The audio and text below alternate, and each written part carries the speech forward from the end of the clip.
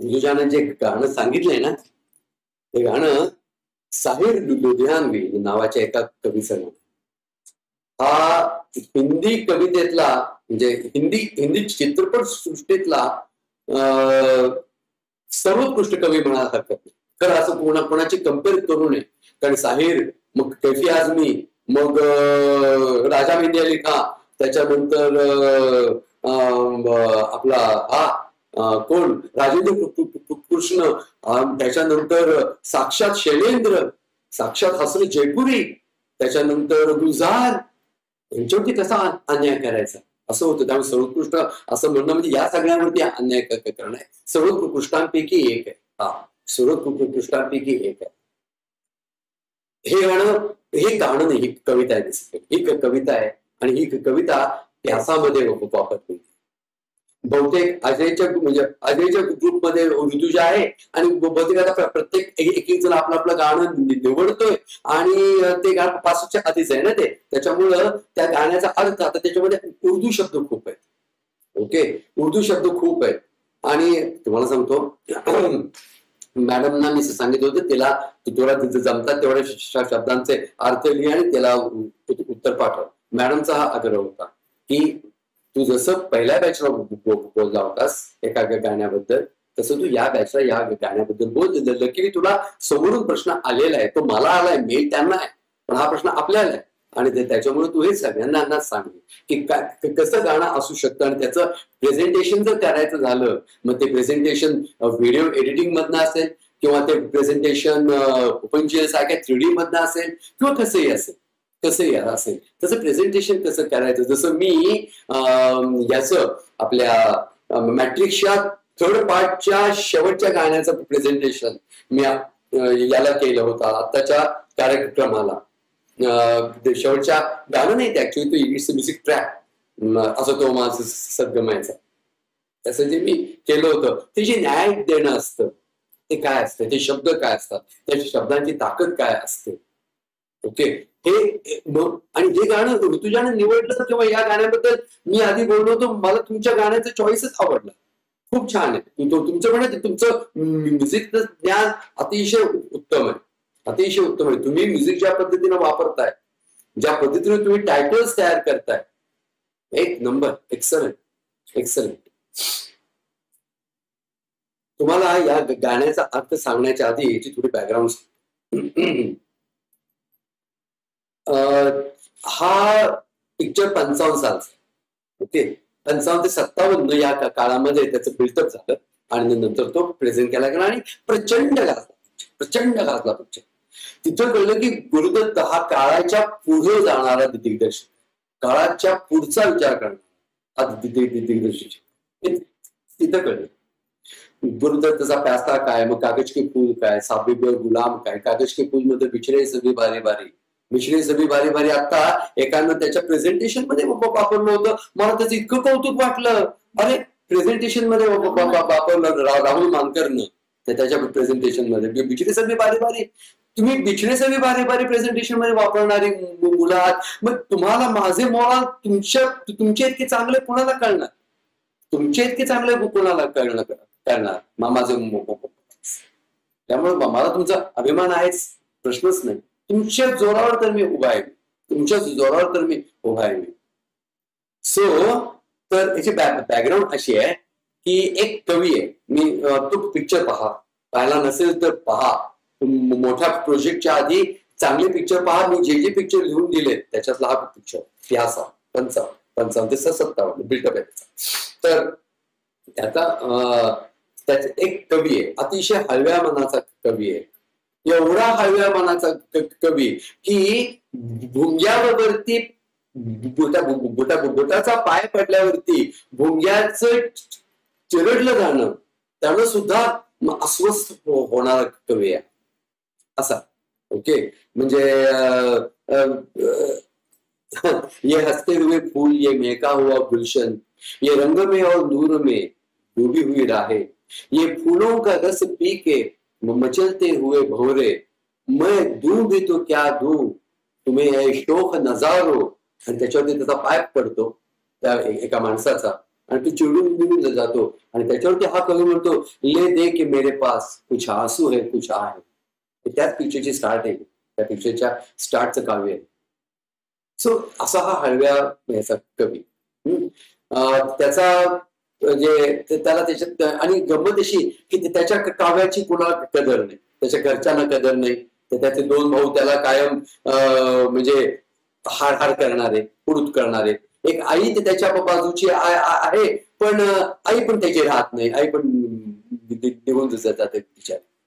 त्याच्यानंतर त्याचा प्रेमभंग होतो, एक प्रेयसी असते.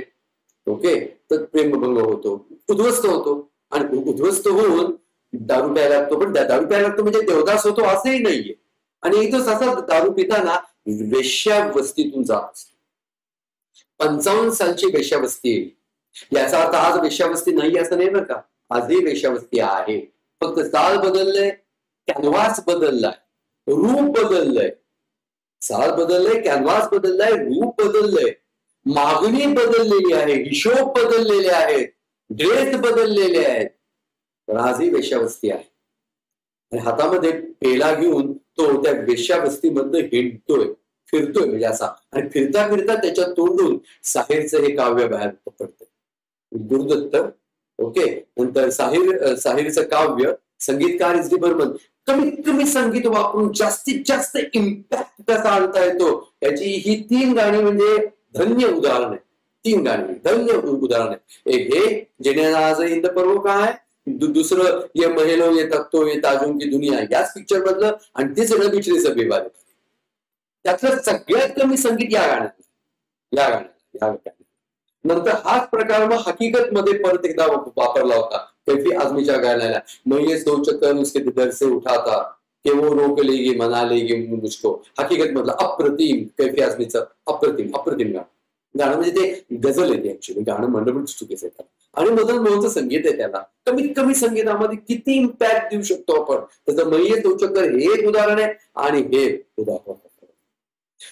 हे गाणं जर तुम्ही पाहायला गेला तर टीव्हीवरती, युट्यूब वरती बघा कसंही रोमॅन्टिझमचा कडेल होतं हे गाणं. रोमॅन्टिझमचा तुम्ही जो अर्थ लावता तो नाही बरं का. रोमॅन्टिझम म्हणजे मिठ्या मारणं म्हणजे रोमॅन्टिझम नाही, किंवा प्रियसीचं संभाषण म्हणजे रोमॅन्टिझम नाही, कुणीतरी कोणाला लाईनी मारणं म्हणजे रोमॅन्टिझम नाही. रोमॅन्टिझमचा अर्थ असा होतो पृथ्वीवर राहून विचार न करणं आणि अशक्य लेवलचा विचार करणं म्हणजे रोमॅन्टिझम. ओके, आता जनरली प्रेमात पडणारी लोक अशक्य प्रतीचा विचार करतात म्हणून त्याला रोमॅन्टिझम असं म्हणतात. पण ऍक्च्युली रोमॅन्टिझम हा शब्द काही प्रेमातूनच आले. त्याचा प्रॉपर डिक्शनरी मिनिंग त्याचा अशक्य प्रतीचा विचार करणं. जो न देखे रवी वो देखे कवी, असा विचार करणं म्हणजे रोमॅन्टिझम. या गाण्यामध्ये तो रोमॅन्टिझम खूप आहे. रोमॅन्टिझमचा मी सांगितलं अर्थ लावा नीट तिथं, नाहीतर मला तो तर पूर्ण मिठ्या मारत नाही. कसला रोमॅन्टिझम, रोमॅन्टिझमचा अर्थ आहे अशक्य प्रतीचा विचार.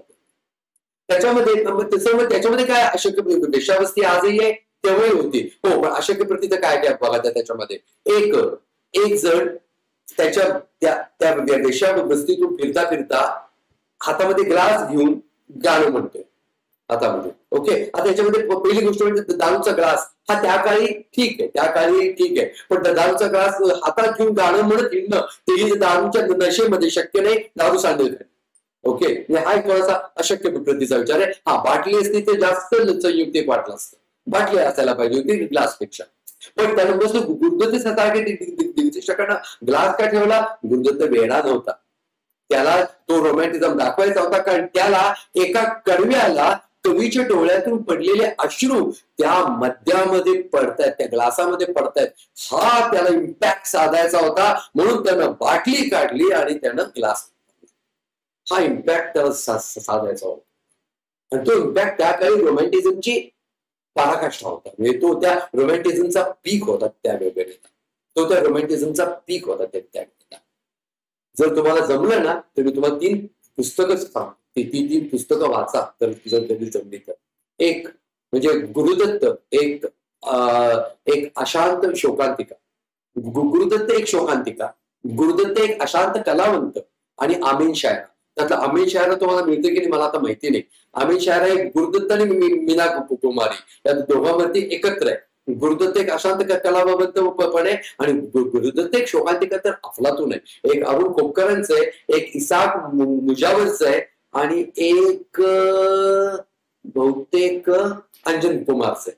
अशी 3 आहेत ती पुस्तकं. अप्रतिम आहे ती 3 पुस्तकं. विशेषतः त्यातलं गुरुदत्त एक शोकांतिका हे जर मिळालं तर जरूर मिळवा. त्याच्यामध्ये फोटोग्राफ पण आहेत खूप. तिन्ही पिक्चर्स आहेत त्याच्या. हे 3 जे त्याचे क्लासिक्स मानले जातात. एक प्यासा, एक साहब बिबर गुलाम. प्यासा, कागज के फूल, साहब बिबर. आता जसं जग आहे तसं त्या काळी नव्हतं अशातला भाग नाहीये. त्या काळी नव्हतं अशातला भाग नाहीये. त्या काळी प्यासा त्याचा तुफान चालला रोमॅन्टिझम असून गुरुदत्ताला स्वतःला जर विचारलं तुझा प्यासा कसा आहे दिग्दर्शक म्हणून तर गुरुदत्त तोंड वेगवेगळा माहितीये का. तो काही असं म्हणणार नाही माझा प्यासा म्हणजे काय सांगायचं अप्रतिम नाही. तो त्याचा अप्रतिम नाहीये त्याचा. तो म्हणतो लोकांना आवडून गेला, मी ते त्या रोमॅन्टिझम मध्ये तो काढून गेलो आणि लोकांना आवडून गेला. पण त्याचा तो मटका आहे. हे गुरुदत्त मध्ये जगाचं मत आहे, जग हवा करतो अरे प्यासा मटका असं म्हणतं. गुरुदत्ताचा स्वतःचा आतून आलेला पिक्चर आहे कागज के फूल आणि तो दोघं पडला आणि आरके त्याच्या प्रीमियरला आला होता आणि आरके त्याच्या खांद्यावर हात टाकून म्हणा होता काय पिक्चर काढलायस तू गुरु, बॉक्स ऑफिस वरती आवड आहेच. आणि ते खरं ठरलं. पडला तो पिक्चर पडला. तो पिक्चर अभ्यास आहे. बच्चननं सांगितलंय मला कागज के फूल करायचंय म्हणून. हे बच्चनचं वाक्य की मला कागज के फूल करायचा होता. हे बच्चनचं वाक्य आहे. कागज के फूल हा अप्रतिमच आहे पण लोकांना प्यासा आवडला. कागज के फूल आवडला नाही, पडला बॉक्स ऑफिस वरती आणि नंतर साहब बिबर गुलाम काढला त्यानं, तो आवडला. नंतर तो या तिन्ही पिक्चरचा जो लेखकाचा सहाय्यक होता, लेखक सहाय्यक त्याच्या खांद्याला धरून असं धरून म्हणाला अबरार अरे माझा प्यासा चालतो, माझा साहब बिबर गुलाम चालतो आणि माझा कागज के फूल चालत नाही. हे त्याचं वाक्य आहे. पिछले सभी बारे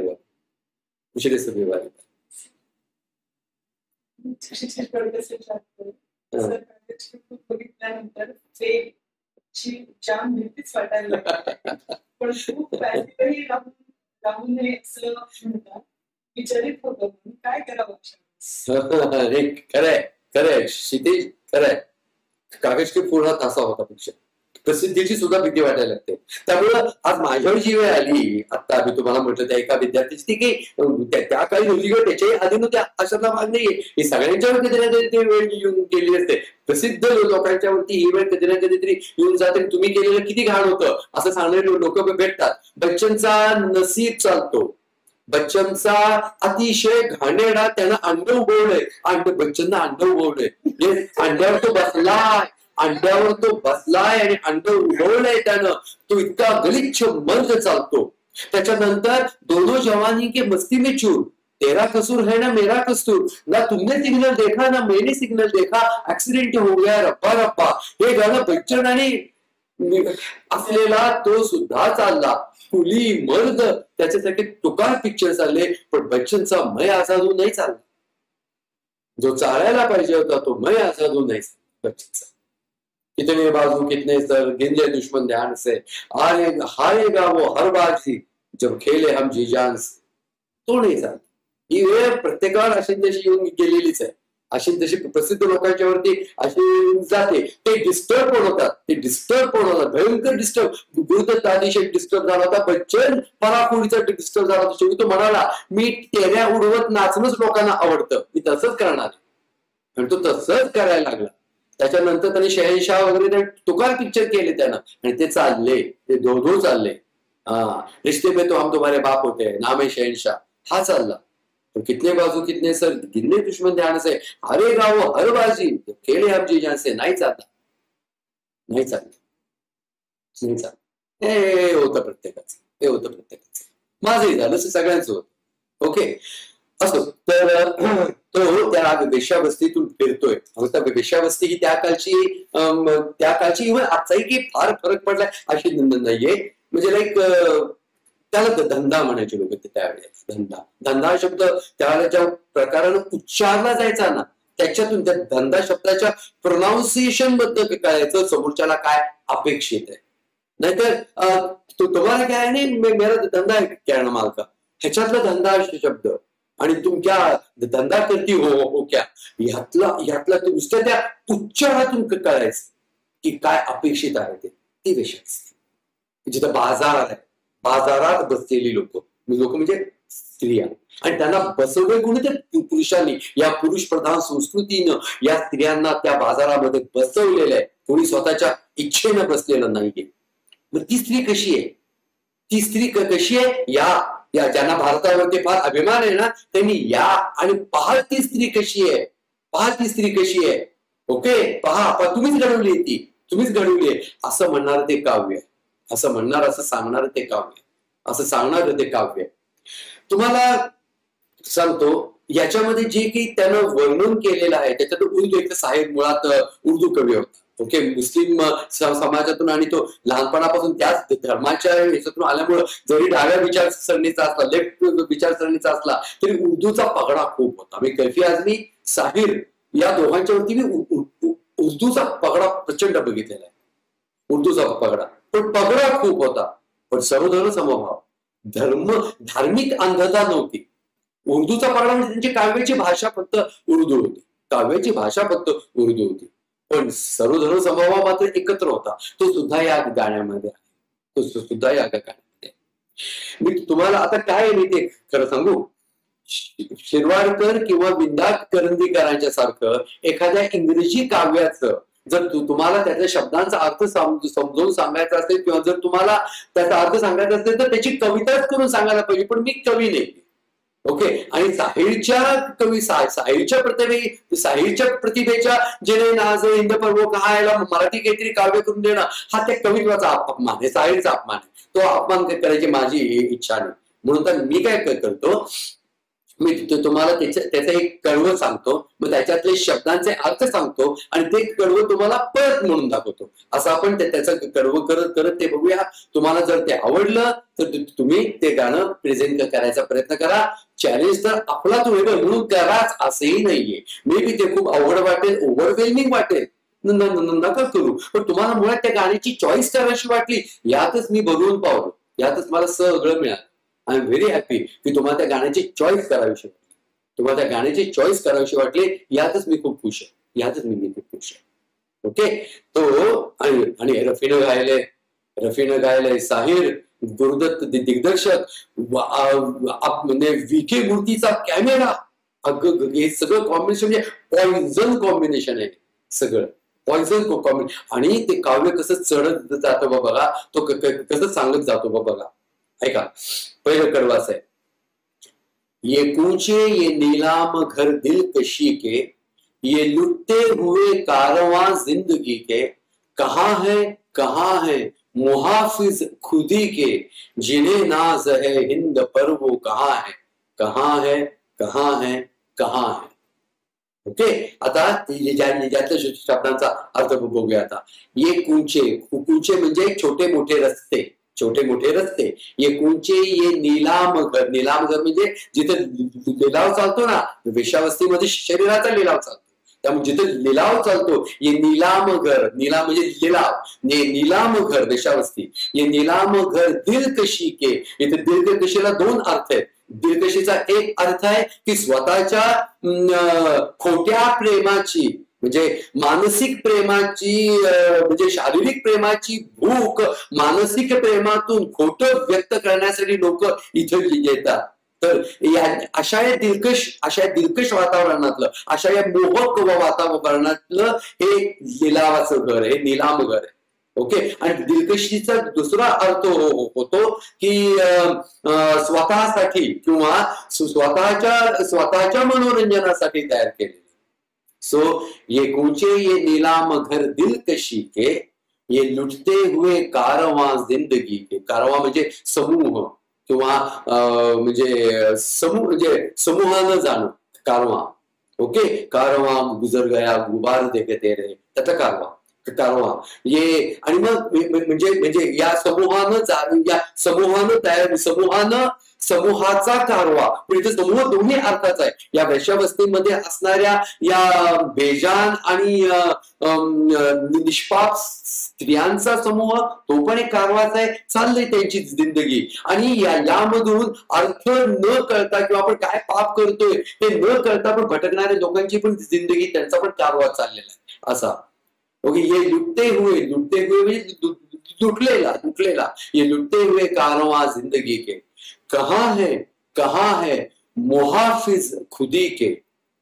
ओके, आता इथं कहा आहे म्हणजे कुठे. मुहाफिजचा अर्थ होतो ठेकेदार किंवा मुहाफिज म्हणजे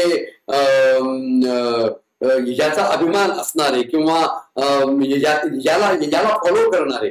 मुहाफिज खुदी के म्हणजे स्वतःच्याच, आता खुदी यालाही दोन अर्थ आहेत. स्वतःच्याच याच्यामध्ये मशगूल असणारी लोक स्वतःच्याच स्वार्थासाठी, पण स्वतःच्या माझा पोटी, ओके, स्वतःच्याच माझा पोटी, स्वतःच्या स्वार्थासाठी, स्वतःच्याच स्वार्थाचा सतत अहंकार मिरवत जाणारी लोक. ओके, मुहाफिज खुदी के जिने नाज आहे. आणि खुदीला दुसरा अर्थ आहे खुदी म्हणजे देवानं दिलेलं. मग देवानं दिलेल्याचा ज्याला अभिमान आहे ती तरी लोक कुठे ते पाहायला. कहा है मुहाफिज खुदी के जिने नाज है हिंद पर वो कहा है. कुठे ती लोक ज्यांना हिंद म्हणजे भारत देशाचा अभिमान वाटतो. नाज है हिंद पर वो कहा है. परत एकदा हे पहिलं कडू मी परत सांगतो, पपावर सगळ्याचा अर्थ लागला का ते. ये कूचे ये नीलाम घर दिलकशी के, ये लुटते हुए कारवां जिंदगी के, कहाँ है मुहाफिज खुदी के जिन्हें नाज है हिंद पर वो कहाँ है. दुसरं कडवं, ये पुरपेच गलियां, ये बदनाम बाजार, ये गुमनाम राही, ये सिक्कों की झंकार, ये इस्मत के सौदे, ये सौदों पे तकरार, जिन्हें नाज है हिंद पर वो कहाँ है. ये पुरपेच गलियां, वेडी बाकडी वळणं. ओके, वेडी बाकडी वळणाच्या गल्ल्या. पेचदार, पेच असणारे पुरपेच. सो पेच म्हणजे काय पेच असणारे म्हणजे वळणाच्या गल्ल्या. ये पुरपेच गल्ल्या, ये बदनाम बाजार सोपं आहे कळायला. ये बदनाम बाजार, ये गुमनाम राही. इथे येणारा प्रत्येक जण स्वतःचं नाव लपवून येतो, कारण आपण इथं आलो होतो हे बाहेर करता कामा नये. तुम्हाला एक गंमत सांगतो. अमरप्रेम नावाचा एक पिक्चर आहे. अमरप्रेम मध्ये राजेश खन्ना याच एरियामध्ये सारखं येऊन जाऊन असतो. दारुडा असतो राजेश खन्ना आणि तो सारखा असा वेश्यावस्तीमध्ये येत असतो. शर्मिळा टागोर अशीच एक त्यातली वेश्यावस्तीतली एक स्त्री दाखवलेली आहे आणि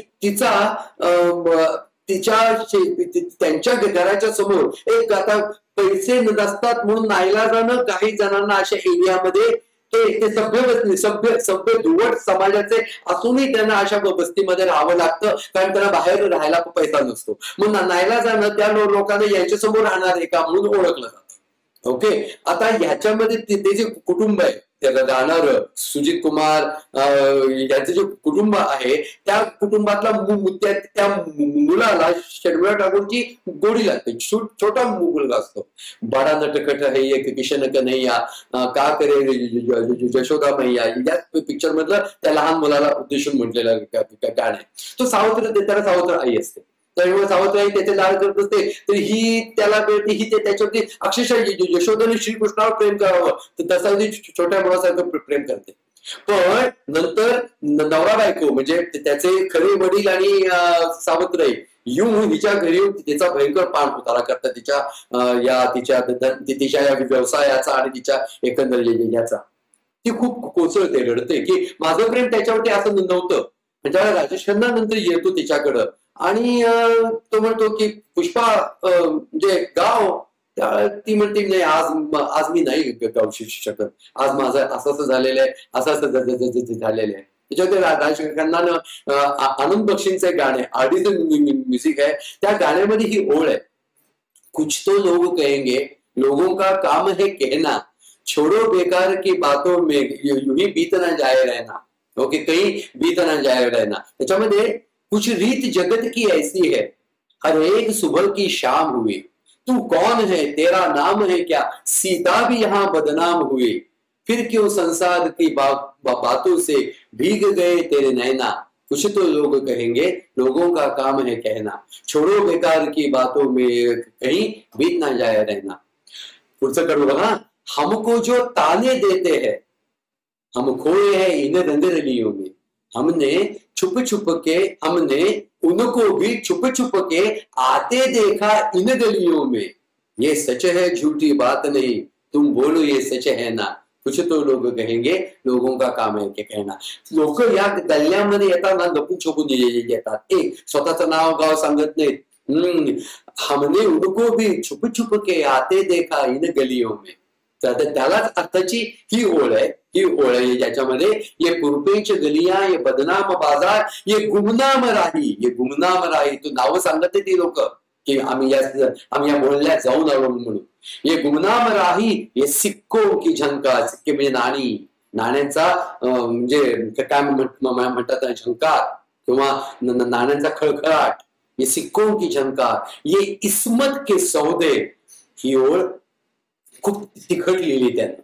इस्मत के सौदे म्हणजे शरीराचा बाजार आहे, पण तो सुद्धा करताना लोक देवघेव केल्यासारखं करतात, गहू ज्वारीचं सारखं। नाही आता एवढे नाही परवडत, आता आज जरा एवढेच आहेत माझ्याकडे, तर एवढ्यावर चालेल का आम्ही आलेलं। आणि मग ती जी स्त्री असते ती म्हणते नाही नाही एवढ्यात माझं नाही। हे जे घेतलं ना, ये इस्मत के सौदे म्हणजे सभ्यपणे चाललेले या असभ्यपणाचे सौदे।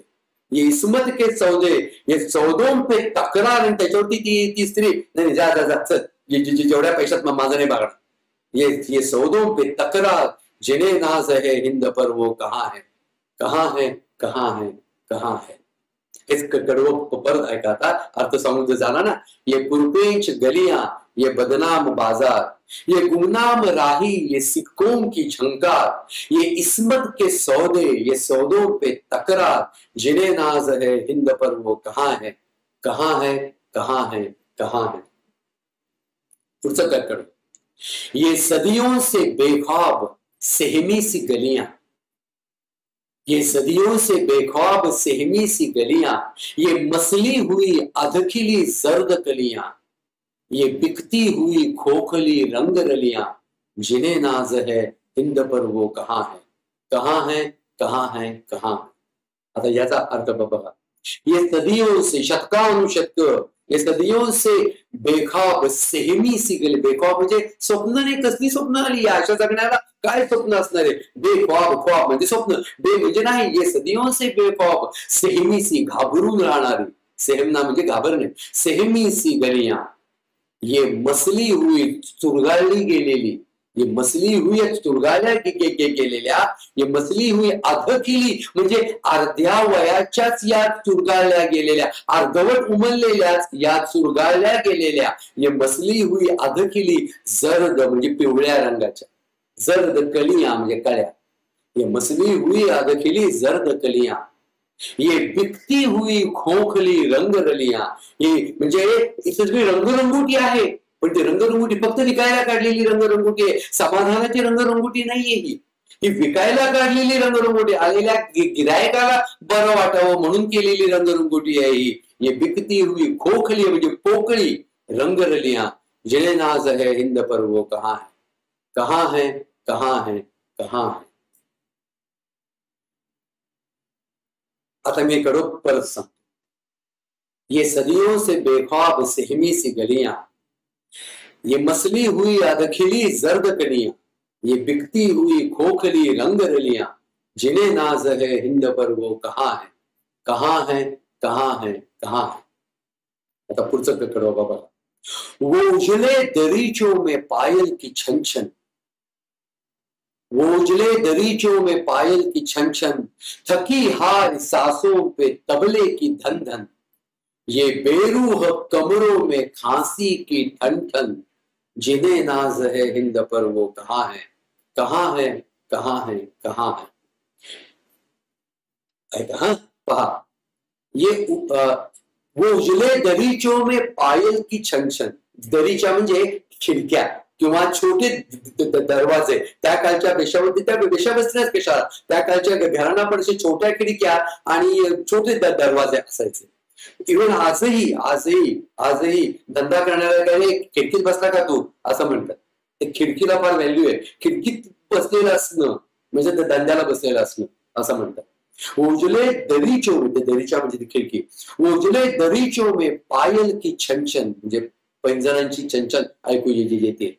थकी हारी सासों पे म्हणजे अशा प्रकारे नाचून नाचून नाचून गिऱ्हाईकाचं मन रिझवून थकलेल्या म्हणजे थकून भागलेल्या आणि श्वास लागलेल्या, हे म्हणजे थकी हारी सासों पे. आणि त्याच्यावरती कोणतरी तिथे बसलेले जे असतात तबलची वगैरे ते तबला अजून नाचायला भाग पाडतायत आणि समोर बसलेले गिराईक अजून पैसा उजळतय आणि अजून नाच म्हणून सांगते.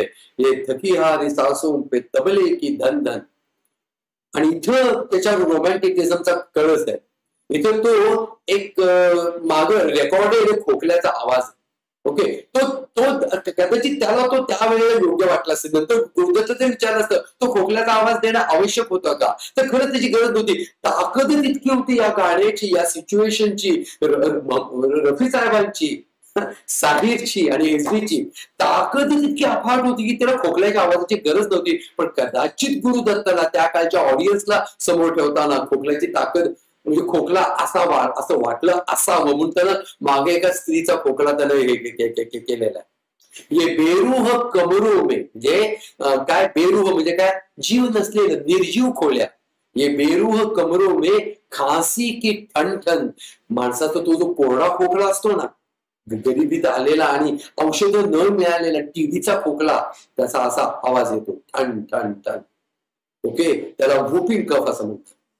सो ये बेरूह कमरों में खांसी की ठन ठन, जिन्हें नाज है हिंद पर वो कहाँ है, कहाँ है, कहाँ है, कहाँ है. आता परत मी कडवं सांगतो. उजले दरीचों में पायल की छनछन, थकी हारी सांसों पे तबले की धन धन. ये बेरूह कमरों में खांसी की ठन ठन, जिन्हें नाज है हिंद पर वो कहाँ है, कहाँ है, कहाँ है, कहाँ है. पुढचं कडवं बघा. ये फूलों के गजरे ये पीकों के छींटे, ये फूलों के गजरे ये पीकों के छींटे, ये बेबाक नजरे ये गुस्ताख फिक्रे, ये बेबाक नजरे ये गुस्ताख फिक्रे, ये ढलते बदन और ये बीमार चेहरे, जिन्हें नाज है हिंद पर वो कहाँ है, कहाँ है, कहाँ है, कहाँ है. इथं त्यांची अवस्था वर्णन केली होती त्यांनी. ओके, पहा कसं आहे ते. ये फुलों के गजरे, आता पूर्वीच्या काळी या मोहल्ल्यात जाताना लोक गजरे घालून, गजरे म्हणजे पुरुष हातामध्ये गजरे घालून द्यायचे.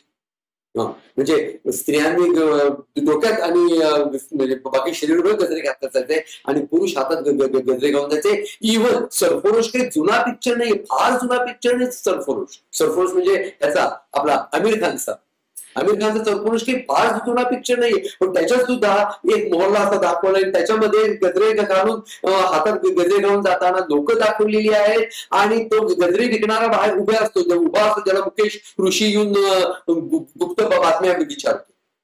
फार जुना पिक्चर नाही, फार जुना पिक्चर नाही. म्हणजे आजही काही म्हणजे युपी किंवा अशा ठिकाणच्या मोहल्ल्यामध्ये आजही असं वातावरण असेल. इव्हन त्याच्यापेक्षाही त्याच्यापेक्षाही नंतर आलेला अतिशय घाणेरडा पिक्चर होता आता एक मध्ये आलेला, कॉमेडी होता. म्हणजे मी असं इथं करताना बघितलेलं आहे. जॉनी लिव्हरनं नाचणाऱ्याचं काम केलेलं आहे आणि त्याच्यामध्ये गजरे घालून पुरुष जे येताना दाखवलेले. ओके, कॉमेडी होता पिक्चर तो. पण म्हणजे हे काही जुनं नाहीये, पण त्या काळी मात्र हे अगदी कॉमन होतं. हे फुलों के गजरे म्हणजे इथे गजरे म्हणजे स्त्रियांचे गजरे अपेक्षित नाही, त्या वेश्यावस्तीतल्या पुरुषांनी घातलेले गजरे अपेक्षित आहे. ये फुलों के गजरे ये पीकों के छींटे, पान खाऊन थुंकलेल्या पिंका, पान खाऊन पिंका टाकतात लोक. ये पीकों के छींटे, ये बेबाक नजरे म्हणजे या बेमुरवत खोर धाडसी नजऱ्या, कोणाच्या? पुरुषांच्या. अर्थातच ये बेबाक नजरे ये गुस्ताख फिक्रे, हे वाक्य पण अतिशय डेंजर आहे. हे वाक्य गुस्ताख फिक्रे, स्पेसिफिकली फिक्रे कधी म्हणतात माहिती का तुम्हाला? अरुण खोपकरांचं मी ते ऐकलं होतं. हा हा हा फिक्रे म्हणजे दौलत ज्यादा करतात लोक. ईदला म्हणतात उर्दू आहे आणि ते तो इम्पॅक्ट खूप होता म्हणून ते त्यांना ते उर्दूत लिहिलेलं आहे. ईदच्या वेळेला गरिबांना पण पैसे मिळावेत म्हणून श्रीमंत लोक आपल्या ईदीला हे करतात, म्हणजे दौलत ज्यादा करतात, म्हणजे गरिबांना पैसे वाटतात की ज्या पैशामुळे गरिबांची ईद व्हावी, हा त्यांचा उद्देश असतो. इथं सुद्धा लोक नाचणाऱ्यांवरती अशी दौलत ज्यादा करतात, पण त्यांना ती ईदीचं पुण्य मिळत नाही का? म्हणून तर गुस्ताख म्हटलेले. गुस्ताख म्हणजे अपराधी, अपराधी फिकर म्हणजे अपराधी फिकरे. सो ये गुस्ताख फिकरे, ये बेबाक नजरे ये गुस्ताख फिकरे, ये ढलते बदन म्हणजे इथंच धंदा करून करून करून रया गेलेले शरीर. रया गेलेले म्हणजे आता काही न राहिलं. ज्या काळी तारुण्य होतं त्या काळी धंदा केला, आता तारुण्य पण संपलं, आता कोण विचारणार आहे? हे रया गेलेलं शरीर कोणाचं? त्या स्त्रीचं.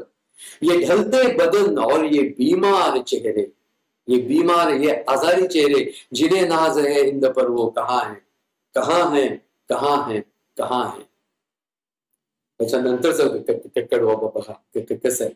हे कडवं मला स्पेसिफिकली हे कडवं खूप आवडतं. हे कडवं मला खूप आवडतं. मदत मागती है ये हव्वा की बेटी, मदत मागती है ये. तुम्हाला मी मागचं कडवं परत म्हणून दाखवलं का? बहुतेक नाही दाखवलं, परत म्हणून दाखवतो. कारण तीनदा म्हणत होतो ना, एकदा तुम्हाला आधी म्हणून दाखवणार, मग अर्थाच्या वेळेला म्हणून दाखवणार, परत एकदा म्हणून दाखवणार. बहुतेक मागचं कडवं तुम्हाला परत नाही म्हणून दाखवतो, परत म्हणून दाखवतो. ये फूलों के गजरे ये पींकों की छींटे, ये बेबाक नजरे ये गुस्ताख फिक्रे, ये ढलते बदन और ये बीमार चेहरे, जिन्हें नाज है हिंद पर वो कहाँ है, कहाँ है, कहाँ है, कहाँ है. याच्या पुढचा आता. मदत मागती है ये हव्वा की बेटी, मदत मागती है ये हव्वा की बेटी, यशोदा की हम जिन्स राधा की बेटी, यशोदा की हम जिन्स राधा की बेटी, पैगंबर की उम्मत जुलेखा की बेटी, जिन्हें नाज है हिंद पर वो कहाँ है, कहाँ है, कहाँ है, कहाँ है. अफलातून सर्वधर्म समभाव या अशा वस्त्यांमध्ये तर कळतो, पण अशा वस्त्यांमध्ये कोण मुसलमान, कोण हिंदू, कोण सिख, कोण ईसाई? धंदा, धंदा किशन धंदा. धंदे में कोई किसी का बाप नहीं, कोई किसी का बेटा नहीं. आणि अशा धंद्यात बसलेल्या किंवा बसलेल्या आणि बसवलेल्या या समाजानं बसवलेल्या या स्त्रिया सुद्धा मदत मागतायत. मदत मागती है ये हव्वा की बेटी. हे हव्वा शब्द तुम्हाला त्याचा अर्थ माहिती नसेल तर ईश्वरानं जन्माला घातलेली पहिली स्त्री, तिला हव्वा म्हणते. म्हणजे ईश्वरानं जन्माला घातलेल्या पहिल्या स्त्रीला धंद्याला बसावं लागलेलं आहे. या ईश्वरानं जन्माला घातलेल्या पहिल्या स्त्रीच्या मुलीला धंद्याला बसावं लागलेलं आहे. ये मदत मागती है ये हव्वा की बेटी, हव्वा की बेटी, यशोदा की हम जिन्स म्हणजे एक सारखी, एक जीव, जणू काही त्याच्यातूनच काढलेली. म्हणजे यशोदानं जणू काही स्वतःचीच एक काढलेली, आपल्या शरीरातनं काढलेली आपलीच मुलगी, आपल्यासारखी. यशोदा की हम जिन्स म्हणतात त्याला उर्दू मध्ये. हम जिन्स राधा की बेटी, पैगंबर की उम्मत. पैगंबर म्हणजे कोण म्हणतात माहितीये? म्हणजे लाईक पैगंबर म्हणजे पैगंबरा पण त्याला उर्दूचा इम्पॅक्ट आहे. पैगंबर म्हणजे इथे देव अपेक्षित आहे, देव की देवदूत. ओके, म्हणजे ज्या मुलीचं नाव देवदूत आहे, म्हणजे देवदूतासारखी ही माझी मुलगी असेल म्हणून तिच्या आईनंतर तिचं नाव ठेवलं असेल ना ते. आता अशा मुलीला धंद्याला लागावं लागलं आणि तिची मुलगी परत काय मागतेय? मदत मागतेय. पैगंबर की उम्मत जुलेखा की बेटी, अशीच एखादी जुलेखा नावाची मुलगी आहे, तिची पण मुलगी. म्हणजे त्याच्यामध्ये बघा त्यानं कवीचं कौतुक आहे. कवीचा म्हणजे हा इम्पॅक्ट आहे की कवीनं आयांना नाही वापरलं, मुलींना वापरलं. म्हणजे तू जणू काही हेच सांगायचा प्रयत्न करतोय, आयांचं तर भविष्य गेलंच आहे बरबाद, पुढचंही भविष्य गेलेलं आहे, पुढच्याही समाजाचं भविष्य असं गेलेलं आहे. असं पाहणारे तो समाज कुठे आहे?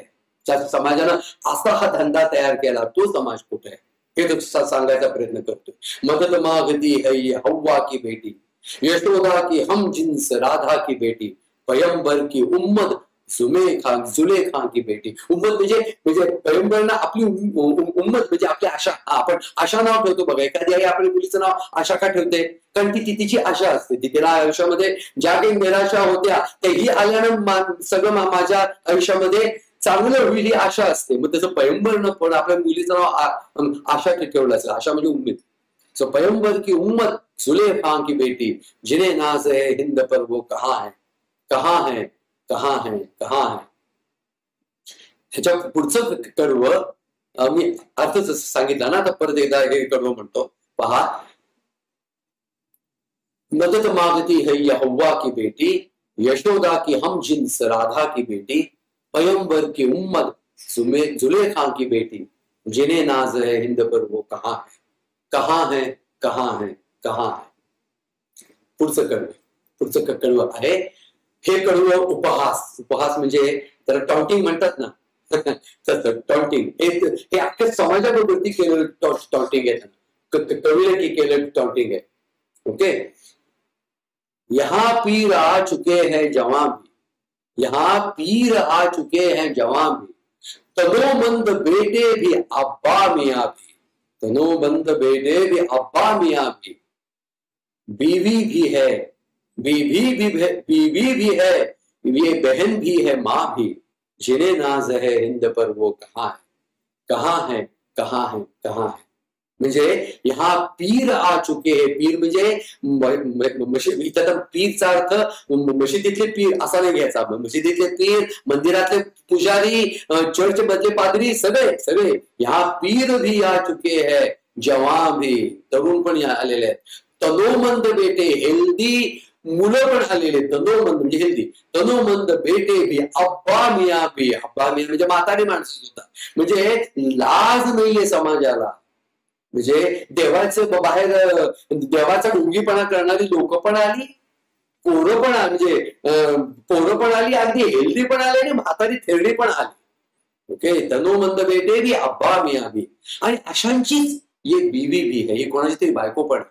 ये बीवी भी है और बहन भी है माँ भी. यायला त्या पिक्चर मध्ये आतमध्ये पाळण्यामध्ये एक रडणार कासावीसून रडणार बाळ असं दाखवलेलं आहे पिक्चर मध्ये प्रॉपर. आणि बाहेर त्याची आई त्याच्या रडण्याकडे लक्ष देता देता नाचतीये बाहेर लोकांच्या समोर. असं दृश्य. रोमॅन्टिझम तीव्र रोमॅन्टिझम. ये बीवी भी है और बहन भी है माँ भी जिन्हें नाज है हिंद पर वो कहाँ है कहाँ है कहाँ है कहाँ है. आणि शेवटचं कड आहे परत म्हणतो. हाँ यहाँ पीर भी आ चुके हैं जवां भी तनोमंद बेटे भी अब्बा मियाँ भी ये बीवी भी है और बहन भी है माँ भी जिन्हें नाज है हिंद पर वो कहाँ है कहाँ है कहाँ है कहाँ है. शेवटचं कडवं. शेवटच्या कडव्यामध्ये तो म्हणतो मी एवढं सगळं मी म्हणालो. ओके. एवढं सगळं मी म्हणालो. एवढी सगळी मी हे केली. शेवटी घडणार आहे काय? काही घडणार नाही. म्हणजे तो निराशा देऊन जातो. आणि म्हणून हा पिक्चर सुद्धा खूप नैराश्यवादी पिक्चर मानला गेला. या पिक्चरला गुरुदत्ताला दिलीप कुमार अपेक्षित होता. दिलीप कुमार त्या काळाचा किंग म्हणजे इव्हन आता सुद्धा तो सगळ्यांचा गुरु आहे. त्याला दिलीप कुमार अपेक्षित होता. पण दिलीप कुमारला त्यावेळेला देवदास आणि त्याच्या आधीचे सगळे म्हणजे ट्रॅजेडी एंडिंगचे पिक्चर करून गेल्यामुळे त्याला याच्यावरती ट्रीटमेंट चालली होती डिप्रेशनची. त्याने ही सगळी स्टोरी ऐकली गुरुदत्तची. त्यांना हात सोडले. तो म्हणाला महान पिक्चर आहे पण मी जर ह्याच्यात काम केलं तर मी फार वेडा होईल. आधीच माझ्यावरती हा शिक्का बसलेला आहे वेडा म्हणून. मी अजून वेडा होईल. माफ कर बाबा मी नाही आहे या पिक्चर मध्ये काम करू शकत. गुरुदत्तनं दिलीप कुमारनं जर हा पिक्चर केला असता हा पिक्चर आजही चाललेला असता. आजही जसा मुघल आझम आजही चाललेला आहे. न्यायाधीश आजही चाललेला आहे. तर तो पिक्चर म्हणजे आजही पीक असता ना. आईला गुरुदत्ताला उभं राहावं लागलं कारण त्याच्या डोक्यामध्ये फक्त दिलीप कुमार होता. आणि दिलीप कुमार नाही म्हणतात उरलं काय. आपल्या शब्दांना आपल्या फिलिंग्सना आपल्याला न्याय देणार कोण? तो एकटा. तो म्हणा की मलाच फक्त राहायला पाहिजे उभं. त्यामुळे गुरुदत्त हा या पिक्चरच्या अभिनयाचा दिग्दर्शक म्हणून गुरुदत्त दादाच होता. त्याबाबत प्रश्नच नाहीये. आणि गुरुदत्त सारखा स्वतःला अभिनेता न मानणाऱ्या नटानं केलेला अभिनय हा या पिक्चरचा पीक मानला जातो. दिलीप कुमारनं काय केलं असता विचार करा फक्त. त्यातलं देवदास बघा म्हणजे तुमच्या लक्षात येईल मला काय म्हणायचं ते. त्यानं जर केला असता हा पिक्चर तो जर वेळा झालाच असता. ही म्हणजे तो सवालच नाही, तो सवालच नाही. तर त्यामुळे नैराश्यवादी पिक्चर मानला जातो. अतिशय फ्रस्ट्रेट करतो हा पिक्चर, अतिशय फ्रस्ट्रेट करतो. हा मी पहिल्यांदा टीव्हीवर बघितला होता त्यावेळेला छान छान कळला पण असा इम्पॅक्ट नव्हता आलेला. त्याच्यानंतर मी हा पिक्चर FTI ला बघितला. FTI फिल्म इन्स्टिट्यूटला त्यावेळेला फिल्म इन्स्टिट्यूटला असे फिल्म क्लब तर्फे उत्तम पिक्चरचे हे बघायचे म्हणजे शोज व्हायचे. त्याच्यात मी हा पिक्चर बघितला होता. त्या पिक्चरच्या आधी अरुण खोपकर येऊन 2 गाण्यांबद्दल बोलले होते. त्यातलं हे गाणं होतं आणि हे गाणं होतं कुठलं ये दुनिया अगर मिल भी जाए तो क्या. या 2 गाण्यांवरती अरुण खोपकर स्वतः ज्याचं ते पुस्तक आहे ना गुरुदत्त 3 अंकी शोकांतिका तर त्याच्यामध्ये त्याच्याबद्दल ते बोलले होते. आणि नंतर हा पिक्चर बघितला त्यावेळी मी नाटकात काम करत होतो. मी त्यावेळेला 3rd इयरला वगैरे होतो. तेव्हा जो इम्पॅक्ट आला त्याचा तो अजून उतरला नाही, तो अजून उतरला. मी आता बघतच नाही त्याच्याकडे. लागला तर मी टीव्ही बदलतो, चॅनल बदलतो. दुले राजा, अखिलचे गुली मारे वगैरे असं काहीतरी बघणं मी पसंत करतो. आता मी आता पाहू नाही शकत. दे धनादन वगैरे असं काहीतरी ते मला बरं पडतं. माहितीये ते खरंच मला बरं पडतं माझ्या आताच्या एकंदरच अवस्थेला आणि माझ्या याला ते बरं पडतं. बागी सय्या, फ्रॉड सय्या, दॅट्स ओके, फाईन फाईन. कारण हा पिक्चर फ्रस्ट्रेट करतो. हे शेवटचं कडवंही फ्रस्ट्रेट करतो. हे शेवटचं कडवं असं आहे. तो सांगतो जरा मूल पहा पहिल्यांदा त्यानं तोंड बदललं म्हणजे आतीलच गायला ते शेवटचं कडवं. एक तर मुळात प्रत्येकामध्ये ये किंवा हो अशा प्रकारे संबोधन आहे. म्हणजे हे काय हे काय हे काय हे काय. पहिल्यांदा टोन बदललाय म्हणजे गाडीने रूळ बदलला ना तसा तो टोन बदललाय. जरा मुल्क के रहबरों को बुलाओ, जरा मुल्क के रहबरों को बुलाओ, ये कूचे ये गलियां ये मंजर दिखाओ, जिन्हें नाज है हिंद पर उनको लाओ, जिन्हें नाज है हिंद पर वो कहाँ है कहाँ है कहाँ है कहाँ है.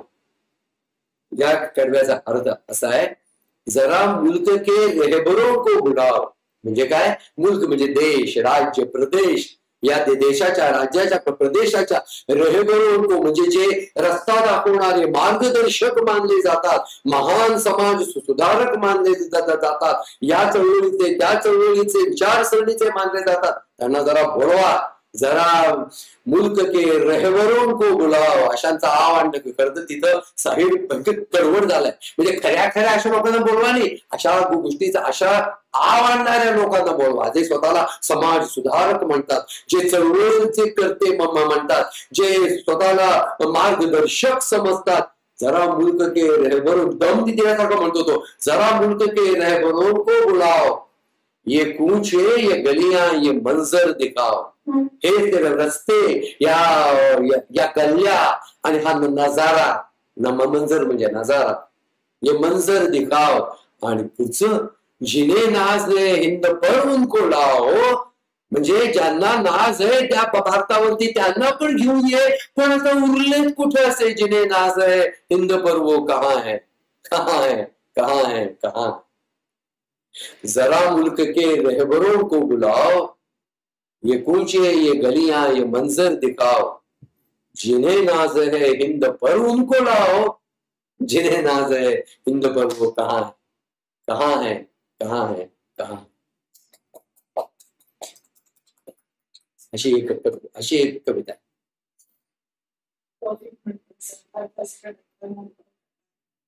छान. सर असल्याच गोष्टीवर एक मराठी गाणं पण त्या कोवळ्या फुलांचा. हो हो हो बरोबर आहे. बरोबर आहे. अगदी बरोबर आहे आनंद, अगदी बरोबर आहे. इव्हन त्याला प्यारा जाणारा अजून पण एक गाणं बाजार फुलांचा भरला मज तुळस दिसेल. ही याच्यावरच या अर्थाची ती ओळ आहे. मला मज बहीण मिळेना वगैरे. Yes right. तुझ्या कळला बाई सगळ्या गाण्याचा शब्दांसकट अर्थ तुझ्यासाठीच सांगितलं मी हे. प्रायव्हेटली मी तिला सांगावं पोलीससाठी तुमच्या हा. पण सगळ्या मुलांचं तुमच्या सांगण्यावरती अधिकार आहे. मॅडम म्हणतात की ऋतुजानं कदाचित प्रायव्हेटली मॅडमना मेल केलं होतं, कारण तिला हे गाणं निवडले तिने प्रोजेक्टसाठी, किंवा तिला हे गाणं निवडावं असं वाटतं, हे तिला डिस्क्लोज करायचं नसेल. पण ऋतुजा, तू जर असं काहीतरी विचारलं तर त्याचा अर्थ सगळ्यांना कळायचा अधिकार आहे, आणि मग मॅडमनी तो अर्थ सरांनी सांगावा, म्हणून ते गाणं डिस्क्लोज झालं. ओके, त्याच्यानंतर तो जर रहस्य तुला जर सिक्रेट ठेवायचं असेल तर ते आता ओपन झालेलं आहे. ठीक आहे, करायचंय कर, नाही करत तरीच चालेल, तसं काही नाही. पण हे मॅडमचं डोकं होतंय मला सांगणं, आणि मी त्यांना आधी म्हटलं होतं मला नाही सांगायचं यांना, तुझं तू काय अर्थ लिहायचा तो दे त्यांना, आणि त्यांना ते लिहू देतात, म्हणजे त्यांचं त्यांना करू दे. स्वयंवर म्हणजे प्रॉफिट, किंमत म्हणजे फॉलोअर्स, आणि सुलेखा म्हणजे अतिशय सुंदर. आपल्याकडे उर्दूचा ज्ञानी आहे ज्याला पदार्थ अवश्य लक्षात.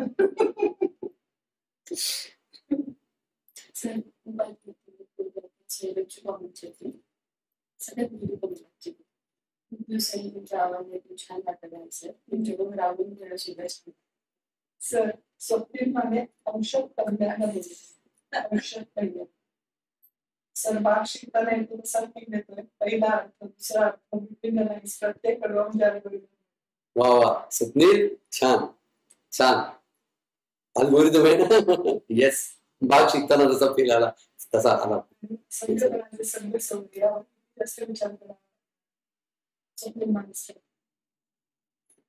खरे असभ्यपणाचे सभ्य सुख, खरे खरे स्वप्नील, खरे तौफिकला उर्दूचं चांगलं ज्ञान आहे, त्याच्याकडनं तुम्हाला जर काही उर्दूचं लागलं तर या कंटानं पैगंबर. हा फक्त मला ते म्हणजे मी अरुण खोपकरांनी सांगितलेलं जे त्यावेळेचं होतं ते मला आठवत होतं. बहुतेक 89-90 ची गोष्ट आहे. त्यांनी उम्मत शब्दाचे 2 अर्थ सांगितले होते, उम्मत आणि उम्मत. त्यापैकी उम्मत त म्हणजे समूह, देवदूतां म्हणजे त्यांचा केलेला समूह. ओके, म्हणजे तो आहे फॉलोअर्स, समूह. आणि उम्मद म्हणजे हे त्यांना उम्मीद, आशा. ओके, तर त्यांनी तो मला म्हणजे त्यांनी तो घेताना उम्मद म्हणून घेतला होता, पाडबेल सारखा. सो पैगंबर की उम्मत, जुलेखा की बेटी. ठीक आहे, तर तुम्ही तो उम्मत घ्या की उम्मत घ्या, कसाही घ्या, तो कसाही घ्या, दोन्हीला छान अर्थ आहे, दोन्हीलाही छान अर्थ. मी 91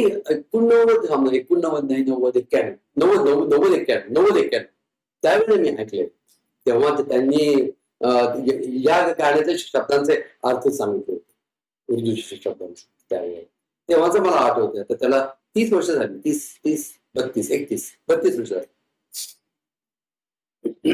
ते मला गाणं आठवतं, कारण याच्यावरती त्याच्यावरती मी खूप माझं काम पण केलेलं आहे, मी ट्रेलर्स केलेलं आहे त्याच्यावरती माझं वगैरे. माझ्या का मित्राला नाटक करायचं होतं त्याच्यावरती, आणि मला गुरुदत्तचं काम द्यायचं होतं त्यातल्या. नाही, सॉरी काम नाही, मला बसवायचं होतं, आणि मला आशिष त्याचं नाव आशिष वाकनीस, मला त्याला काम द्यायचं होतं, कारण तो थोडाफार गुरुदत्त सारखा दिसायचा. बरोबर, उलट. प्रभात रायपूर हो, सिनियर म्हणजे असणार नाही का. सर तुम्ही केलेल्या प्रस्तावनेनंतर बघितलेला वेगळाच स्टील रिमेंबर तुम्ही सांगितलेलं शेंडस लिस्ट, आणि विशेष सांगितलं तर रात्री बघा लाईट्स बंद करून आणि म्युनिक आणि शेंडस लिस्ट. बरोबर, म्युनिक पेक्षा शेंडस लिस्ट, दोन्ही स्पिलबर्ग तेच आहेत, पण ते अंधारात पाहायचं पिक्चर आहे, तो अंधारात अंगावर येतात ते पिक्चर. त्यातही त्याचाच आहे हे गाणं, अंधारात बघा, रिपीट करा हे गाणं. किंवा याचं जाने वो कैसे लोग थे जिनके प्यार को प्यार मिला, हमने तो जब कलियां मांगी काटू. हे पाच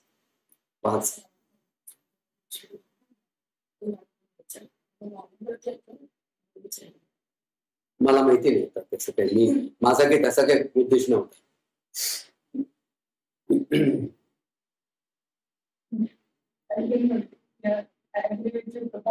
can never forget the major image explained by Sir Ahmed.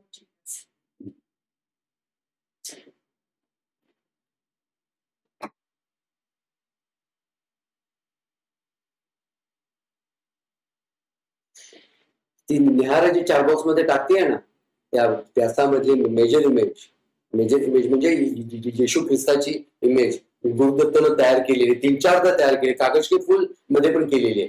असं म्हणतात, कसं तुम्हाला माहिती नाही असं बघायला नको माझ्याकडनं, तुमच्याशी बोलवलं नसते मी मे बी पहिल्यांदा. दर बॅचला मला काहीतरी वेगळं सुचतं, मी वेगळं बोलतो. आता त्याचा मी त्याला सांगितलं की हे गाणं असं समजावून, नो, ही बॅच आता तुमचीच झाली तर स्पेशल, ते तुमच्यासाठी झालं. असं प्रत्येक बॅचात काहीतरी स्पेशल होतं मग माझ्याकडे. तर म्हणजे जी लोक दिग्दर्शक असतात ना, ती वेगवेगळ्या इमेजेस मधून काहीतरी सांगायचा ट्राय करतात लोकांना. तसं गुरुदत्तला मेजर इमेज फार आवडायची, म्हणजे सुळावर चढवलेल्या क्रॉसवर चढवलेल्या येशूची इमेज. कारण ती इमेज ही एका मृत संताची नाहीये, लोकांनी ज्याला सुळावर चढवलं अशा संताची इमेज आहे. म्हणजे लोकांचं भलं करायला गेलेल्या संताला त्यातलं भलं समजल्या न मुळे किंवा त्या भल्याला राजकारण करून त्याचा बळी द्यायचा म्हणून त्याचा बळी देऊन त्याला सुळावर चढवलं, म्हणून त्याला मेजर इमेज असेल. आणि या पिक्चर मध्येही तसं आहे, प्यासामध्येही तसं आहे. त्यामुळे त्याला प्यासामध्ये आपल्या त्या येशू ख्रिस्ताच्या क्रूसवर चढलेल्या त्या इमेजचा वेगवेगळ्या वेळेला वापर केलेला आहे. ते त्या गुरुदत्त एक अशांत कलावंत गुरुदत्त 3 अंकी शोकांतिकामध्ये ते आहे, त्याच्यामध्ये ते आहे. कारण कसं केलं म्हणजे कुठे ना कुठेतरी तो क्रॉस असणारी, म्हणजे क्रॉसची इमेज ती जाणवतो. फॉर एक्झाम्पल, ये मेलो ये तत्व ये ताजो की दुनिया, शेवटचा बघा, शेवटच्या त्याच्यामध्ये तो जेव्हा असं करतो, जेव्हा गाणं सुरू होतं ना आणि तो आतमध्ये येतो, त्याला लाईट मागणं आहे, त्यामुळे त्याची शॅडो दिसते समोर. आणि दारावरती त्यानं दाराचे 2 म्हणून त्यानं दार मुद्दाम खास तसं बनवलं होतं की दाराच्या मध्ये तो उभा आहे आणि तो दारावर त्याचे 2 हात ठेवतो. आपोआप ती शॅडो म्हणून ती मेजर इमेज वाटते, ती येशू ख्रिस्ताची. ओके. आणि मग तिथे ये ताजों की दुनिया, ये इंसान के दुश्मन समाज होती, अशीच मेजर इमेज नंतर त्यानं त्याच पिक्चर मध्ये रेल्वेच्या रुळाखाली जेव्हा एकाला एक भिकारी असतो, त्या भिकाऱ्याला तो आपला कोट देतो, थंडीमध्ये कुडकुडणारा. ओके. आणि बनारसी ती थंडी असते, त्यामुळे तिथे थंडी खूप असते, त्यामुळे तो आपला कोट देतो. आणि तो भिकारी रात्री रेल्वेचं क्रॉस करताना त्याच्या त्या क्रॉसिंगचं जे शंट असतो त्याच्यामध्ये पाय अडकतो, रेल्वे येते आणि रेल्वे त्याला मारते ना, तर त्याचा हात असा बाजूला गेला दाखवलाय. तिथे ती मेजर इमेज बरोबर तशी तिथे दाखवलेली आहे.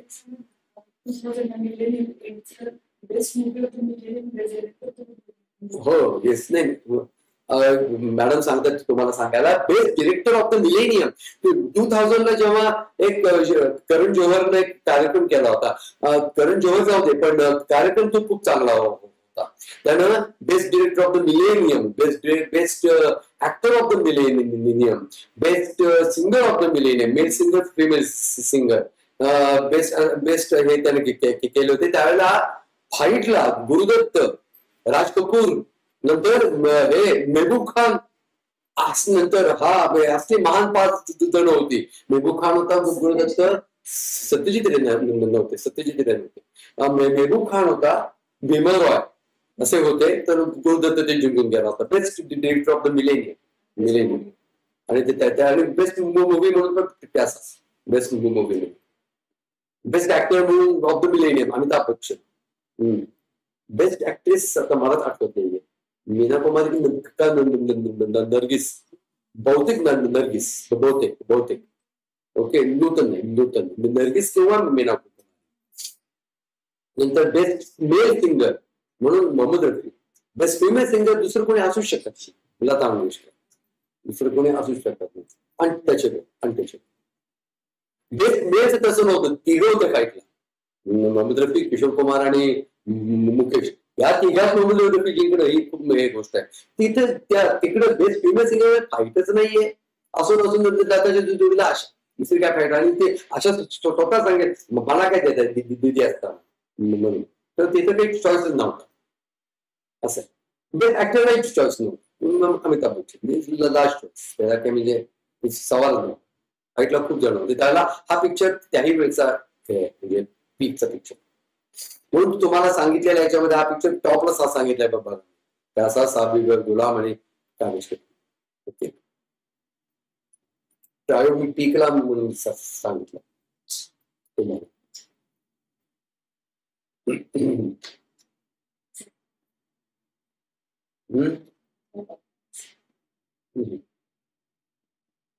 Android Android Android Android Android उद्या अँड्रॉइड उद्या करूया. ठीक आहे, कोणाला काही शंका असतील तर विचारा, कोणाला काही सांगायचं असेल तर सांगा. चला स्टार्ट. ऋतुजाला थँक्यू म्हणतायत सगळे. क्या बात आहे.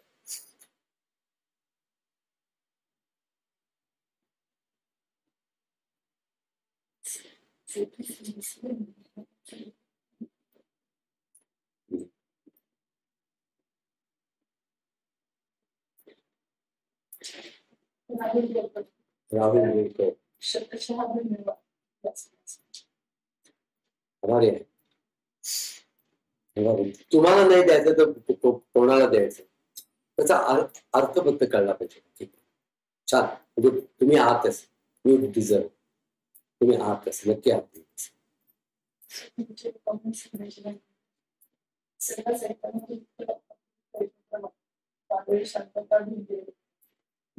ऐकावं लागणार त्यांच्या मध्ये ऐकावं स्वप्नील नाही बोलत आज, खूप दिवसांनी बोलतोय तो. तुझे दोन्ही चॅप्टर छान झाले रे, मला कळलाय. मुलाचा रिप्लाय आलाय मला. तुम्हाला म्हणजे सगळ्यांनी तर असं केलं की लाईक माझे विद्यार्थी शिक्षक हे मी दिलेल्या स्टेम सेल मधून तयार झालेले क्लोन आहे असं त्यांनी हे केलेलं आहे. त्यातलं माझे स्टेम सेल जाऊ दे, क्लोन जाऊ दे, त्यांनी तुम्हाला दिलेली पावती बघा स्वप्नील, ती पावती फार मोठी पावती आहे त्यांनी दिली, फार मोठी ते पावती. बागला मला सगळ्यांचा रिप्लाय पण आले. Okay, very good, very good, छान. तुझ्या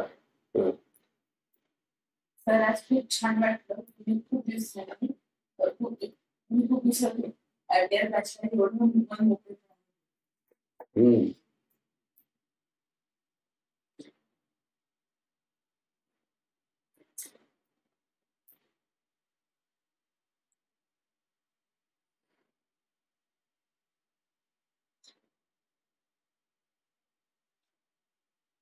तुमच्यापासून लपून ठेवण्यासारखं माझ्याकडे काही नाही. You complete me literally.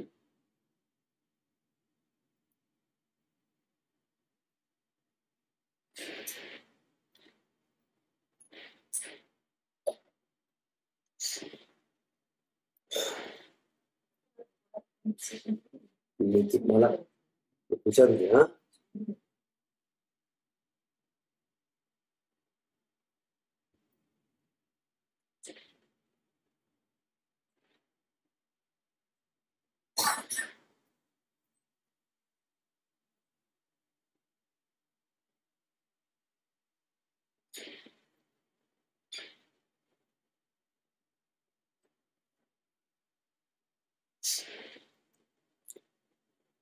थांबायचं 12ला 10 मिनिट आहे. तसं काय मी अँड्रॉइड घेऊन तुम्हाला पुढे कंटिन्यू पण करू शकतो, मला काही प्रॉब्लेम नाही. ओके, तुम्ही सांग काय करायचं. असं नका अर्थ काढू. मी तुमची परीक्षा बघतोय काहीतरी अर्थ काढायला की सरांना काय आवडेल असा अर्थ काढूया, अजिबात नाही. तुम्हाला सांगा की तुम्ही सांगा काय काय करायचं. 12ला 10 मिनिटं अँड्रॉइड घ्यायला स्टार्ट करायचं आणि अजून काही टॉपिक घ्यायचंय 1 वाजेपर्यंत वगैरे. तशी तुम्ही 1 वाजेपर्यंत बसता, मलाही आता 1 वाजेपर्यंत तुम्हाला शिकवण्याची सवय लागलेली आहे. मस्त, काय हरकत नाही, माझी ती तयारी आहे. मग मला काय, मला याच्यातून तिकडं, मला इकडे तोच आनंद आहे, तिकडे तोच आनंद आहे. मला इथं तसं करायचं. और मग थांबूया, उद्या सुरू करूया, तुम्ही म्हणाल तसं. कम्प्लिटली तुमच्या बरोबर. ओके, मी थँक्यू ओपन चेअरच खूप मिस करत होतो सर. आम्ही ओपन चेअर शिकवतो.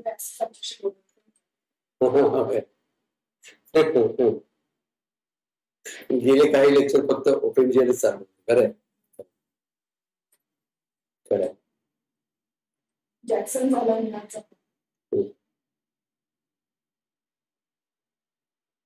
पण आहे की नाही, मी काही शिकवलं तरी मी तसंच शिकवतो की नाही. बस, काय म्हणतात लोक, थांबायचं का जायचं पुढं? अरे बोला त्याशी मला इथे हालता नाही येणार. हे माझं हे म्हणजे रथनीड आहे माझा, मी सोडू शकत नाही तो असा. ओके, रथनीड म्हणजे रथा म्हणजे रथ रथ म्हणजे रथनीड योद्धा, रथनीड सोडू शकत नाही. दोन गोष्टी, त्यांचं ठरलेलं काम झालं असेल तर और तो मेला तर माझं ही खुर्ची किंवा हे असं तुम्हाला शिकवणे माझी रथनीड आहे, ती सोडू शकत नाही. मला सांगा कंटिन्यू करायचंय का, मी काही ते शिकू अजून का थांबायचं, उद्या करायची स्टार्ट? माझं वाक्य आलं का? ते असा विचार नका करू, सरांना काय आवडत आड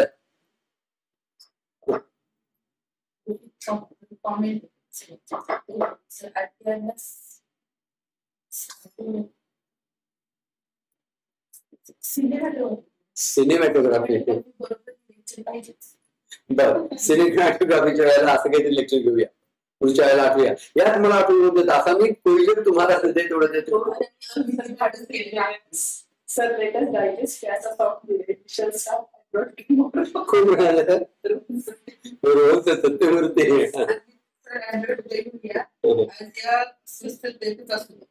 कोण म्हणाल? अमित. वा अमित, छान. ठीक आहे हरकत नाही.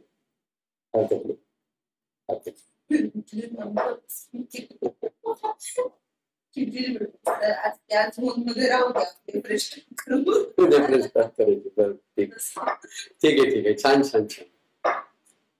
उद्या आपल्याला चेंजेस पाहायचे ना. ओके, अँड्रॉइडशी करायचे सगळे. बी prepared, good builder specifically you B prepared. Okay,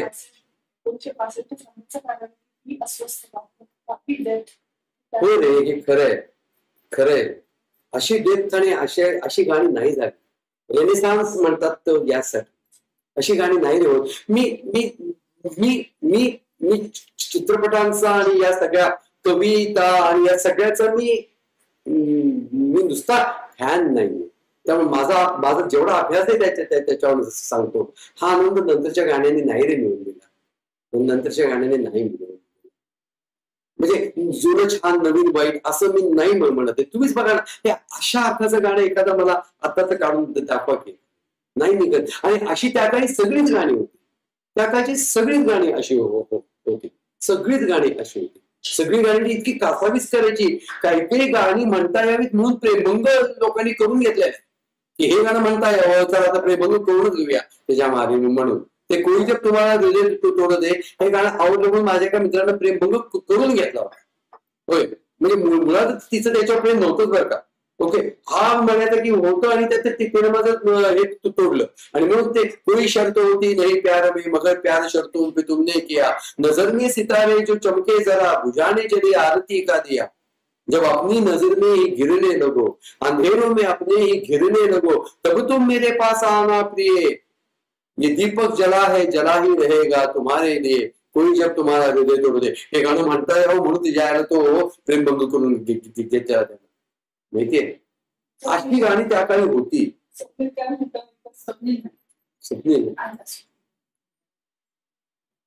तुमच्यामुळे होतं ते सगळं.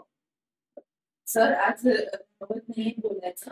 सर असे दुर्मिळ अर्थांची पण एक बॅच हे शिकवणारही सर्व म्हणून, आणि आमच्या त्याने ते शक्यच नाही कारण आम्ही तो काळच पाहिजे.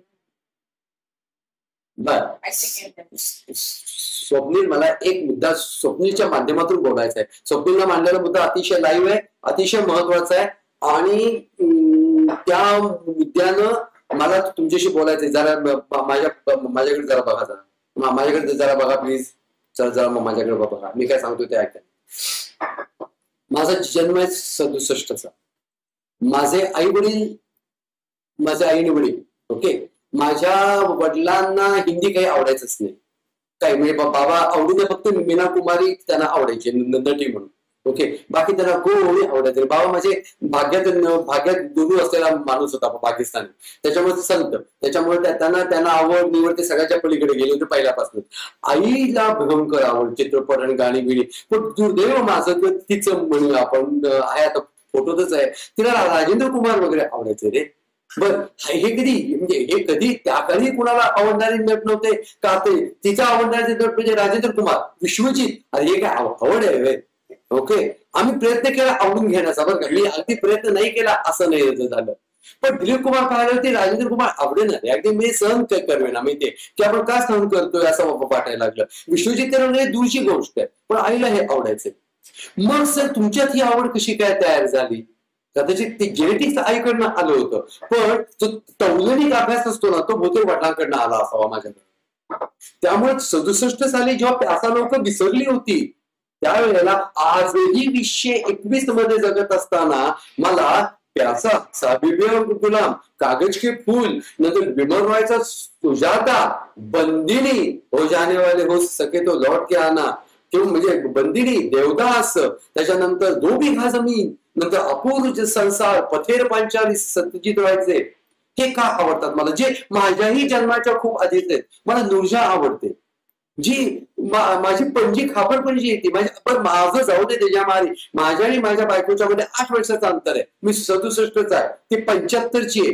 तिला विचारा बरं, तिच्याही आवडीनिवडी सगळ्या याच आहेत नूरजहां, आणि त्या माझ्या आधीपासूनच्या आहेत. म्हणजे असं नाही की माझं ते म्हणजे आमचं जमल्यावरती तिच्या आवडी डेव्हलप झाल्या. नो, उलट तिला सपोर्ट मिळाला त्याच्या आवडींना. तर तिच्या घरी तिच्या आवडींना सपोर्ट करणार कोणीच नव्हतं. तिच्याही घरी गाण्यांची ही लेवल आवडीची नव्हती. ओके, त्यामुळे मला ही गाणी आवडतात म्हटलं की तिला कोणतरी सपोर्ट करणार मिळालं. सो सांगायचा मुद्दा असा, वयाचं बंधन गाण्याला नाही, एजेसचं बंधन गाण्याला नाही. परितोष कुलकर्णी आणि आपला हा गंध लावणारा RTR बंगचा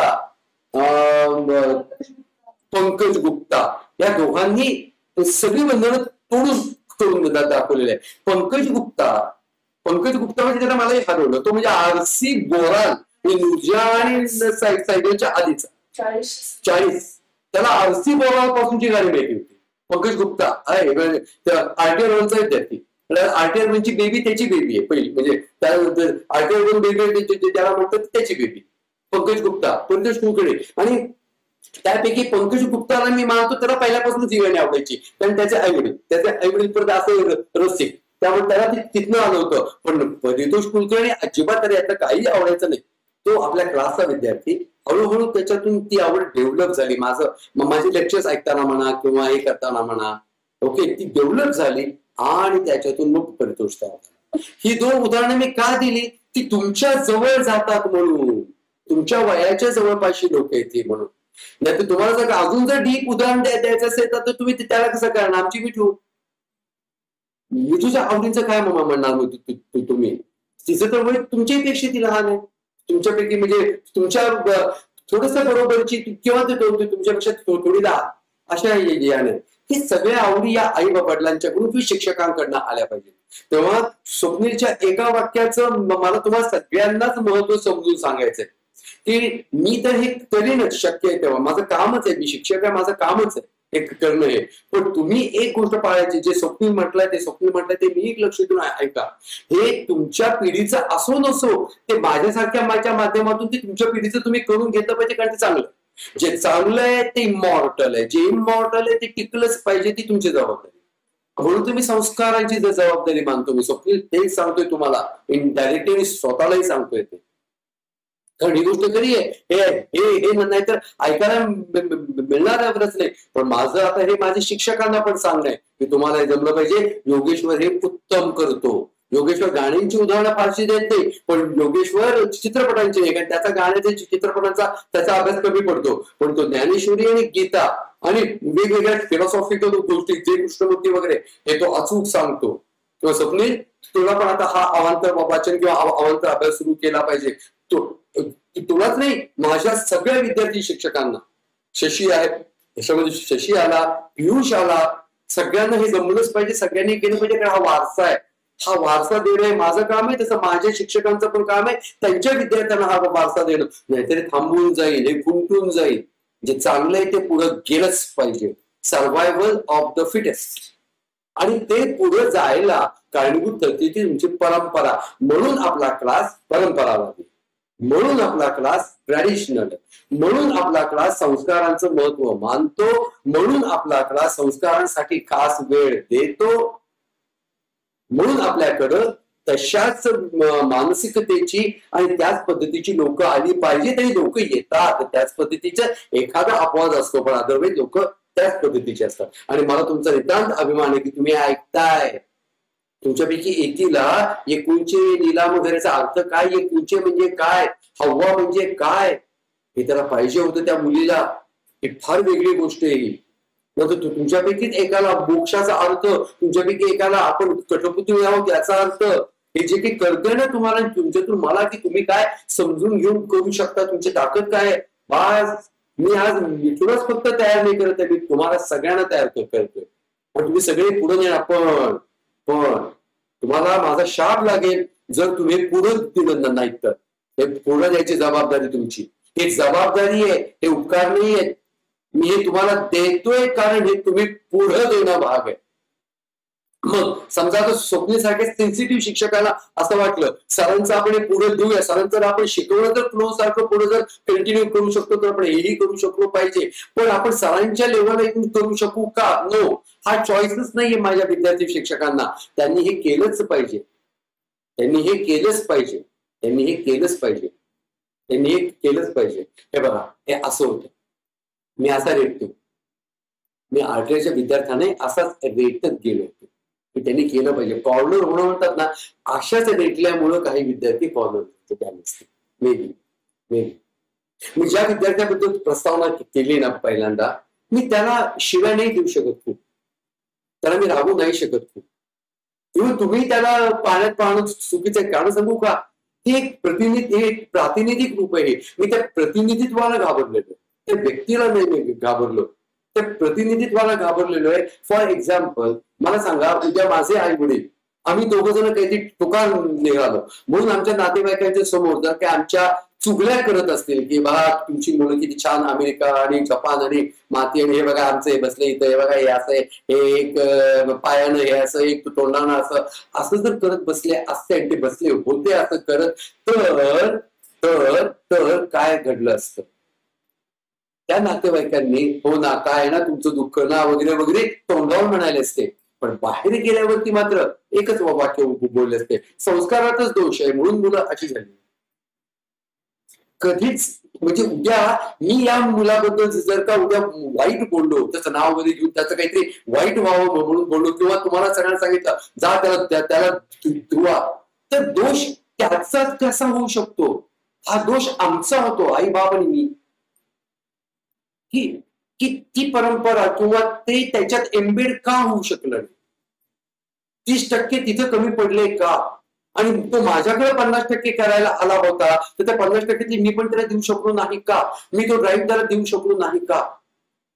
त्यामुळे त्याची चुगली करणं इनडायरेक्टली हा नुसतं त्याचा दोष दाखवणं नाहीये, त्याचा तो दोष त्याने टाकला ना तर सगळ्याचा भाग येतो.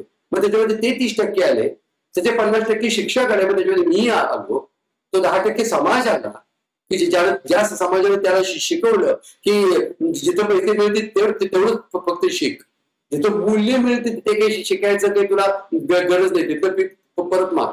हे ज्याला ते शिकवलं त्या मूल्यांना काही महत्व नसेल तर त्याला जबाबदार तो एकटा नाही ठरत, तो एकटा ठरत नाही, त्याला जबाबदार हा सगळे जबाबदार आहेत, समाज पण जबाबदार, आणि मग सगळे शेवटी तो असं. सो हा हे तुम्ही पुढे द्यायला पाहिजे. तर अशी लोक तयार नाही होणार, जे तयार व्हायला नको लोक, अशी लोक तयार होणार नाहीत जर तुम्ही हे देऊ केलं. तुम्ही म्हणजे कुणी माझ्या सर्व शिक्षक विद्यार्थ्यांनी आणि माझ्या विद्यार्थ्यांनी. माझे विद्यार्थी जर शिक्षक नाही झाले हरकत नाही, पण ते पालक तरी होणार आहेत, त्यांना मुलं बाळ होणार आहेत, त्यांना द्या. समजा धरून चालू तचूड असं होऊ नये, पण समजा मुलं बाळ नाही झाली तर कोणतरी लहान तुमच्या कॉन्टॅक्ट मध्ये येईलच की नाही, कोणाचं तरी बहिणीची मुलं बाबाची मुलं असं काही त्यांना द्या, पण हे पुढं द्या, हे ट्रान्सफर करा, तर त्याला महत्व आहे, त्याला महत्व आहे. हे ट्रान्सफर करा, तर त्याला महत्व आहे, नाहीतर याला काही महत्व. ल्युसीतलं एक वाक्य ते मॉर्गन फ्रीमननं फार भन्नाट घेतलंय. एकच वाक्य एकच वाक्य एकच वाक्य एकच वाक्य. काय वाक्य आहे ते? Yes, pass on. Pass on. एकच वाक्य. त्या वाक्यासाठी पिक्चर बघा. हे पिक्चर छानच आहे. Pass on. Pass on. That is genius. That is.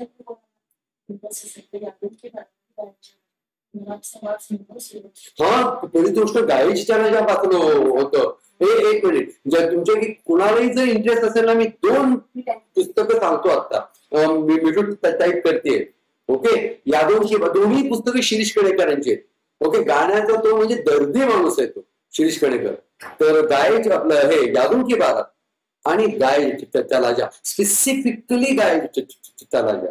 गाय चला जा या पिक्चरनं तर अशी गाणी काही की आम्हाला सांगितली जी आम्हाला पण माहिती नव्हती, जी आम्हाला पण माहिती नव्हती. लताची काही गाणी जी आम्हाला पण माहिती होती. काली काली रात्री दिदीला बराच होता आहे, हे माहिती नव्हतं गाणं. ते आज आहे मधुबालाचं इतकं जुनं गाणं माहिती नव्हतं. नंतर